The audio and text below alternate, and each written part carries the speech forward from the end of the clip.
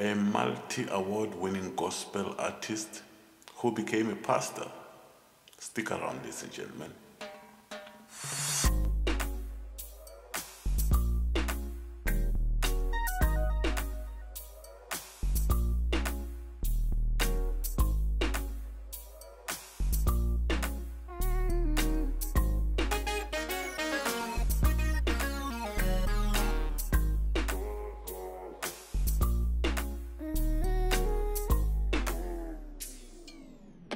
Pastor, Minister, Mr. SBU BANDA. Yeah. Mr. is, and Minister sounds like what I know. Yeah, look, you have to dive deep into who you are right now. Yeah. So I had to add the pastor. How are you doing, sir? Man, I'm blessed, man, and thank you so much for having me here. Yeah, Been looking forward to this. Yeah. And it just came at the time where there's so much happening. Mm-hmm. You know, like you're saying now, there's the new role of being a pastor. But well, by God's grace, we are getting into it. Wow. Yeah. So have you always known that you're gonna be a pastor? Yeah, actually, from a very tender age. Yeah. My mother can tell you, when I was 3, she used to actually, and I do remember some of these episodes where she would be sick and she would ask for me to lay my hands on her. Yeah. And even back at home, when we had church at home, mm-hmm. You know, I used to be very, very active. And my grandfather was also a pastor, mm-hmm. You know. And before he passed on, we got to be very close. Yeah. And he actually said to me, none of your uncles are going to take over, but you are the one to take over. Wow. You know, and I said, Eish, Mkulu, I think this is for your sons. It's not for me, you know, because this is my grandfather from my mother's side. Yeah. So I was thinking, you know, yeah. I'm not the one to inherit. Yeah, something like that. Wow. But it is what it is now, and Eish. Well, yeah. God chooses who He wants to choose. Very true. And we can't decide for Him. And when it's time, He'll tell you it's time. You can't even, tell Him that, I need 3 more weeks. Yes, actually, when it's time, He just makes sure. Yeah. Mm-hmm. Wow. So how's the church? How old is the church now? We're going to be 3 months old in a week. Mm-hmm. In a week's time. Church will be 3 months old. We started in February. The 25th of February was our very first Sunday. Yeah. 25th of February, 2024. Yeah. And we're going for 3 months now. Wow. Yeah. I was saying to you before we started filming that I saw you in a clip preaching. I think you were in a village or something. There were a lot of people, women and children, and just it was fascinating to watch. Yeah. And I saw you running up and down there, just ministering the word of God. I'm like, this man, it's too late. And we're gonna talk a lot about your music career, because I mean, you have had this long and successful, thriving music career, which is possibly where we met. Yes, definitely. Definitely, yeah. But when I saw you preaching there, I'm like, no, it's too late for this one. I don't know what excuse he has now, but it's too late for this one. Yeah. You want to talk to us about what was happening there? I think that's a revival I got invited to in 2021. Mm-hmm. And, prior to me accepting the call of God in my life, I've had a lot of negotiations with God to say, isn't there another way we can do this, Wow. And my excuse was, my songs are already preaching, and I'm not limited to a church. So I'm catering for everybody. I even told God, I'm actually doing better than pastors, because pastors have to focus in their own church. Mm-hmm. Sometimes they don't get along with other pastors. Sometimes you can. But as a musician, you cater for all the whole market, So I thought I was actually doing quite well with the music and not having to be a preacher, So I tried to negotiate with God, and in that process, I think I then surrendered and I registered in Bible school in 2021. While at it, while praying, about 4 or 5 men and women of God also got to come and tell me, that it is time. It is time. And this has been happening throughout the years. Different people would come. Yeah. And this one woman of God from Kankomo Giyani said, I know that if I do not initiate anything, you will never start. So she said, I'm going to put up a revival for you. Wow. For the whole week, you'll come here and preach. The whole week? The whole week. I started on a Monday, and because I had Bible school, I was actually doing exams the Saturday. So I went from Monday, I finished preaching on Friday. Mm-hmm. Saturday morning, very early, I drove back to Joburg, for the exams.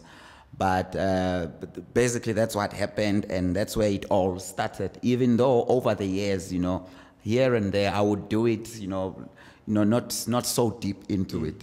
But this time around, she said, God had given me a vision of you preaching in our church, and it was a big revival. Yeah. And we're going to make sure that it becomes exactly the way I saw it in a vision. Wow. And to my surprise, what she saw in the vision is exactly what happened. Wow. With the miracles, with the testimonies, with the healing, with the souls getting saved and all of that. But this did not change anything. When I came back, I still wanted to have my normal life, Yeah. So you thought that part is done and we're moving on. Yeah, I thought, okay, fine, revivals, we can do revivals, but I'm not going to, get into this thing of being a pastor. Anyone that would want to invite me to preach, and I got a lot of invites after that revival. After that, yes. And most of them, I would not really take them. I would not accept them. Because I was still trying to negotiate with God as to if the more I do these things, the more I'm going to get stuck. I'm going to end up starting a church, and that's what I did not want to do. And I remember in 2022, there was a time I wanted to do kind of a setup like this, after COVID, where you can go live at home. But something said to me, once you start investing in that equipment, you are already going to open a church. Yeah. So I said, no. Let me not buy the equipment. Let me not do this, because before I know it, I will be mfundis, I'm running. So hey, I've been trying to run. Look, a lot of pastors are saying the same thing. And I don't know why they negotiate themselves out, or they try at least to negotiate themselves out. I think God's plan for our lives started long before he could actually say to you, "Oh, now it's time." I think that's it. Your destiny was set for you many years ago. True. And we thank God for the sake of this ship. Yeah. I watch your services on social media. And none of it says to me this church is 3 months old. By the way, no, thank you so much. Yeah, honestly, you guys, you decided to hit the ground running. So I have this question that is burning in the back of my mind. Yeah, because you're a married man like me. Yeah, sure. What did Mom Fundis say when you? Hey. That woman of God, we had just gotten married a few months, A few months. It was a few months, because this was in 2022. So we got married in December 2022. Okay. Went home and did that, a traditional small type of a ceremony, and that already, when I met her, I was already in Bible school, And I told her who I am when I met her, and I told her this is what I'm going through, and I'm currently negotiating with God, and so you possibly would be marrying a pastor, in the very near future. And she actually did not expect that, but she had been born again for quite some time, serving in church at Grace Bible Church, and so she had been exposed to the work of God. So she said, if it is in the will of God, then And then let it be so, because mighty woman of valor. A woman of strength. Yeah. So yeah, but I think she didn't see it happening so quick. So she was thinking maybe we'll have like 5 years, like I thought, you know. So I told her, no, baby, don't worry, we'll grow into this thing, you know. But it came so quick. And I must say that while we're trying to find each other, you know, we had to also get into this new journey. You know, so I'm trying to actually fiddle with the two, getting to discover my wife and getting her to discover me. But also now there's this baby that is here, you know, that needs both our attention. So she's also trying to learn how things are done as a pastor's wife. And I can say it's not been easy, but God is helping us. God will help you, my brother. God will help you. I mean, a lot of people who are watching this, they're now thinking, pastor? This guy is a pastor? Yeah. I mean, obviously, you're a multi-award-winning gospel artist. And I'm saying gospel because it has to be known that true.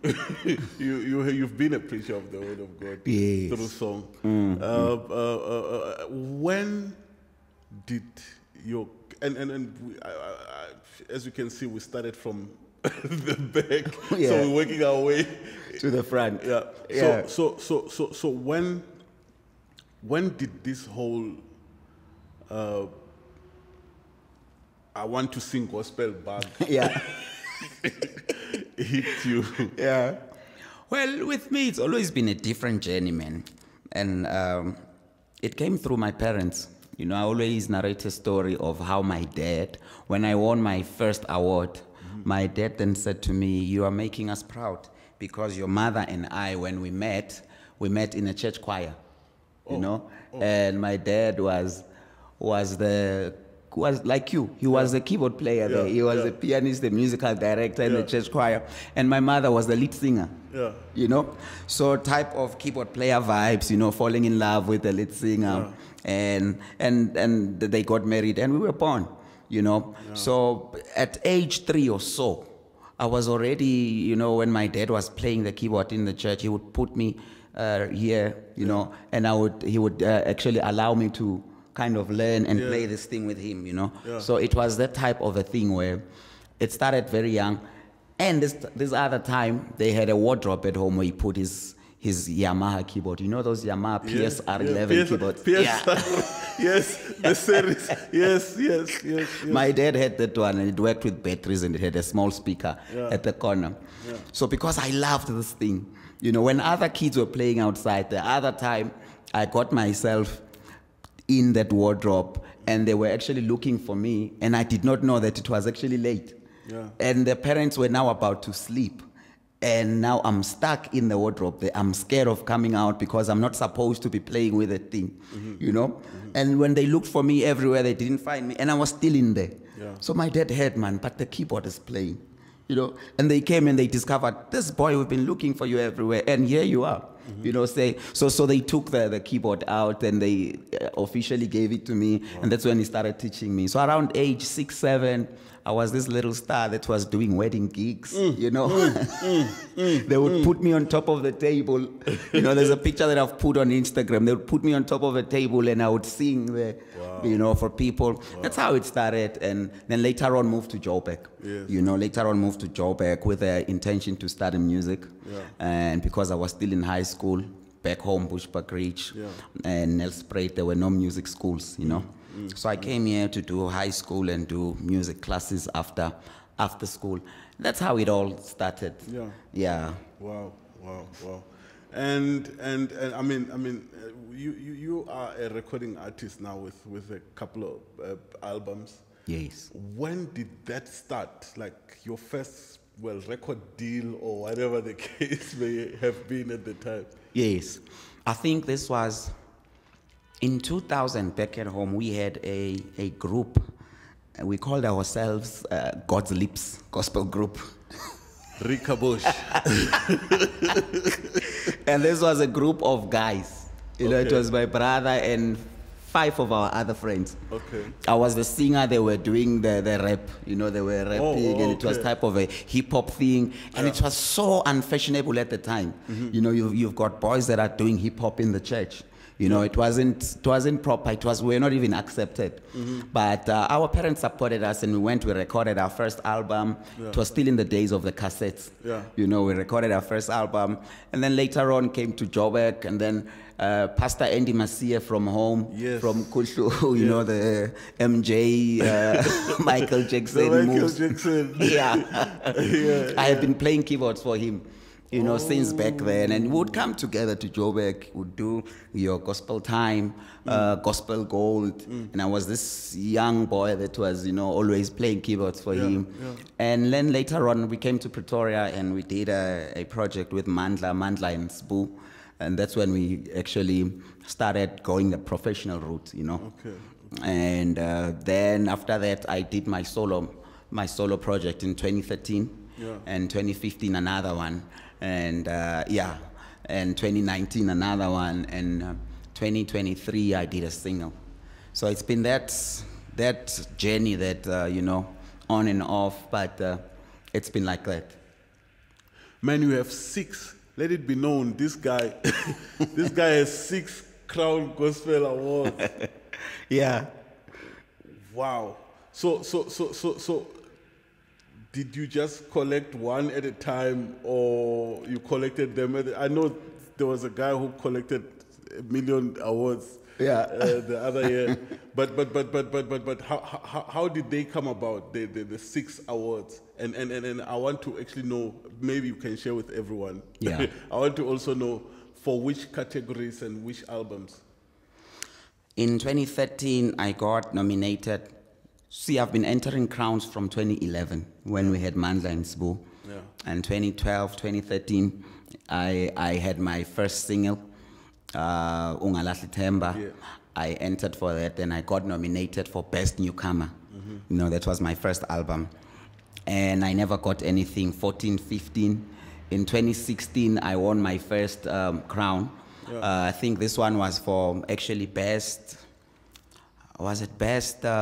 maybe best engineer or best outreach, one of the two, you know. And then 2017, I got another one. And then 2018, it was best, I think it was best songwriter, you know, for Gyoksi Zangani. And then best, I got to best collaborations. I got to best male, best,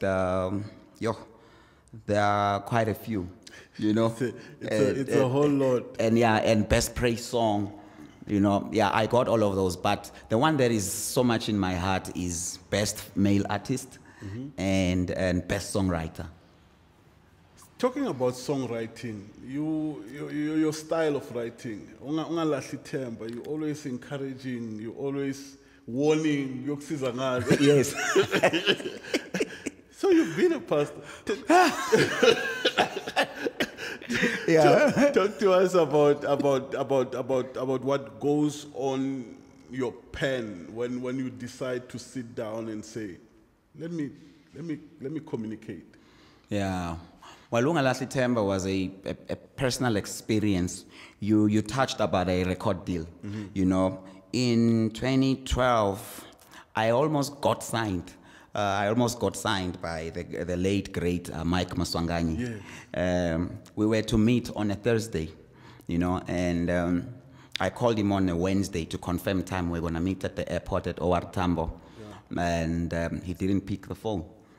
And this is Wednesday. I called twice. I called in the evening. I called on Thursday when we had to meet. You know, before I left the house, he didn't pick the phone. And he never got back to me. This was never like him, you know. And I only read on the papers the Sunday that the guy had committed suicide on the Wednesday, or most likely the Thursday that we had to meet. You know, so it looks like he committed suicide on a Wednesday when I was looking for him to confirm tomorrow. And I broke down, I cried tears. And I was at the back of my keyboard at home. God dropped the message, Ungalahli, and that's how I actually wrote Ungalahli. You know, that was a message directed to me to say, now with all these dreams being shattered in front of you, the guy that was going to make you a star, you know, this guy discovered Abo Ringo, big names in the industry. And so I thought I was going to be that. you know. And then when the guy died, I figured out it's over. But God laid a message in my heart that said, don't give up, you know. And we went and I recorded the song by myself. A guy called Oriel Matebula that worked for a record label previously. He said, I'm going to help you push this. Yeah. We took it to radio, like Gwala Gwala FM and everywhere. They loved the song. And that's how I actually, you know, came out through that song. And then Gyoksizangani it was me now. After I had hustled so much in the music industry and I felt that my investments are not paying off. Yeah. You know, you know. Music industry, yes. Yeah, and I've always been raised in a prayerful way, you know. So I thought I'm gonna fast and pray for 3 days, and kind of say goodbye to this thing. And I told God, it's the end of me doing music. Yeah. You know. And on my third night of the fast, in the dream, in a vision, I was singing that song word for word. Wow. You know, word for word, you know, when it says, what shall it benefit a man to gain the whole world and lose his soul? And I figured out my plan is not gonna work. That thing of trying to resign in the music industry was not the time for me, you know, and recorded that song, I woke up and I wrote that song. Yeah. But I did not actually sit with a pen to write the song. It came in a vision. And I saw myself singing this song to big multitudes. And then I woke up, I wrote down the song, and it was recorded in the same key that was in that vision. Wow. And it's the same song that got me the award of Best Songwriter, you know. Wow. So yeah, this pastor thing has always been, you know, trying to mess up my plan and me enjoying my life. It has always been, you know, showing up. So that's what has been happening. But sometimes I do get time to sit and write songs. Yeah, I do try to do that most of the time. Wow. So Nhlanhla Temba came in, and look at you now. I mean, yeah.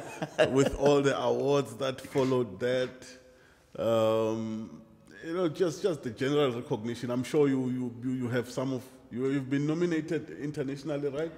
Oh yes. In the continent.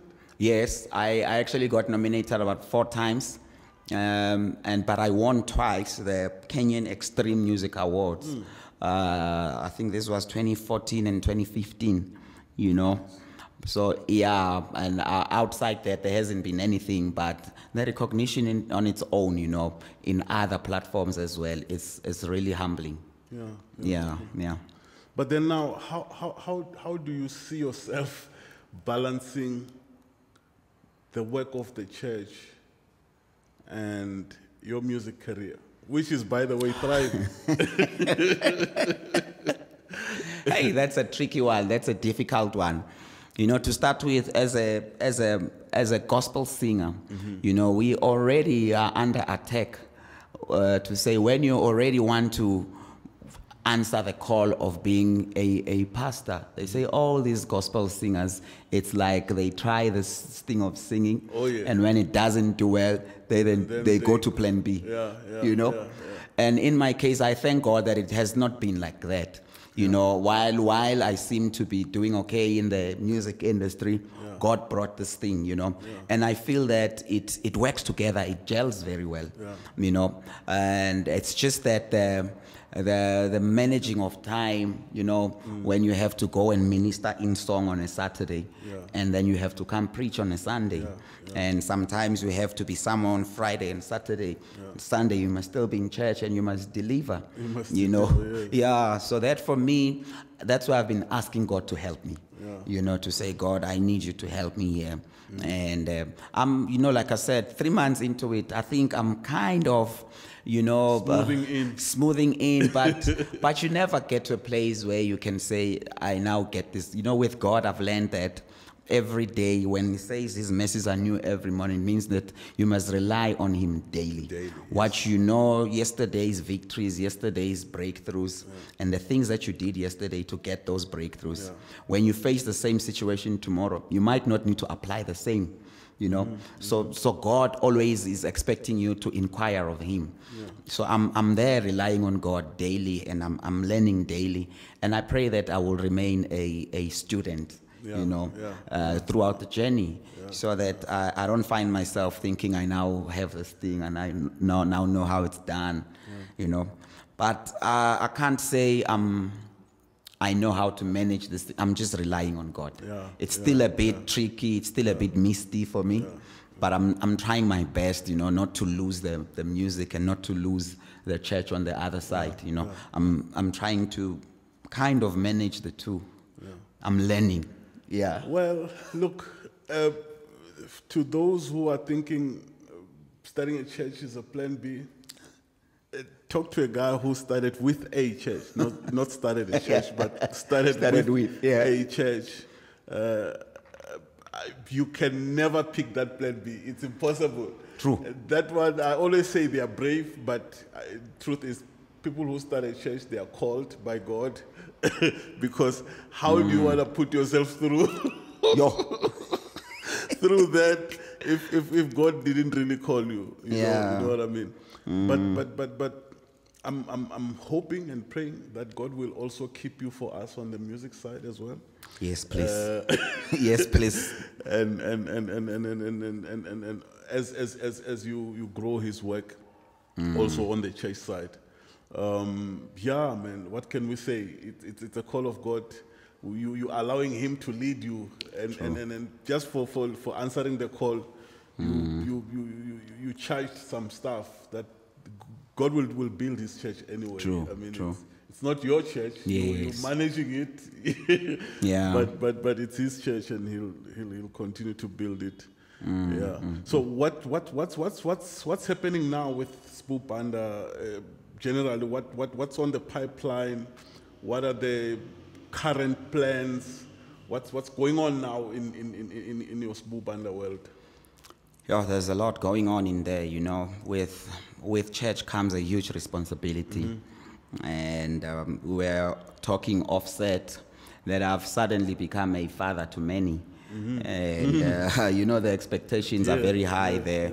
You are carrying these people on your shoulders literally, and you are expected to pray for them. And some of them, God shows me stuff about them, you know, and I have to give them a word and give advice and all of that and give counsel, you know, by the help of the Spirit of God, of course.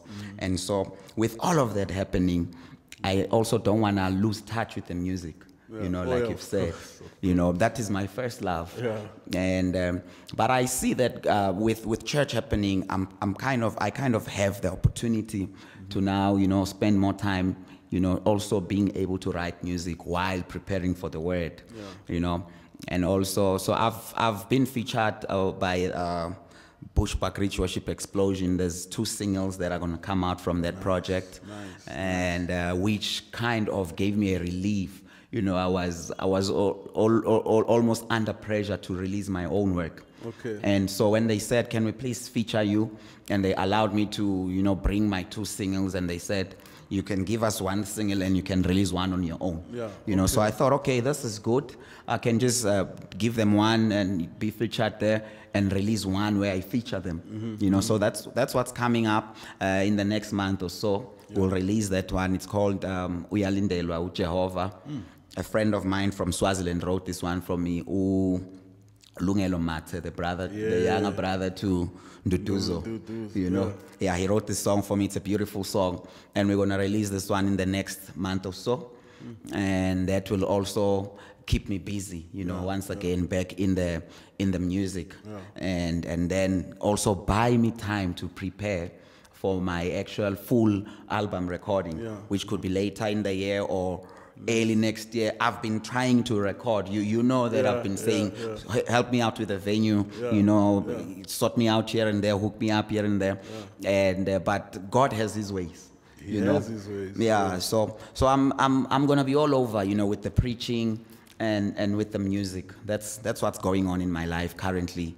And the Bible says many are called but few are chosen. I normally say many are called but few are frozen. You know. I am frozen into this gospel thing, whether I like it or not. If it's not the music, then it's the preaching. You know, so I'm frozen in these things of God. I think you're safe. I hope so. I think that's the safest place to be. Well, I think if there's one thing I'm grateful for is that God saved me those years ago. It kept me grounded. True. You know, it kept me wise as well. You're wiser if you are in God. True, very true. Maybe young people can pick this one up. You're smarter actually. True. Man, I really appreciate your time. I appreciate you spending. I mean, you're a busy man, but you still took time out to talk to me. Appreciate it. Appreciate it. No, thanks to you, man of God, for considering me. I mean, you are a well-connected man. You know a whole lot of other artists that you could easily just, call and say, hey, guys, come through. But I must say that I honestly, from the depth of my heart, want to appreciate you for considering me and getting me to be part of what you're doing and what God is doing through your podcast. And this is the future TV, man. So, well, it is. This is where we are. This is where the future is. And being considered there means I'm still relevant. It means I'm still within the game. And this is very humbling to me. So thank you so much, man. Thank you so much. Wow. Ladies and gentlemen, Pastor, Minister, Mr. SBU BANDA. We out. Thank you.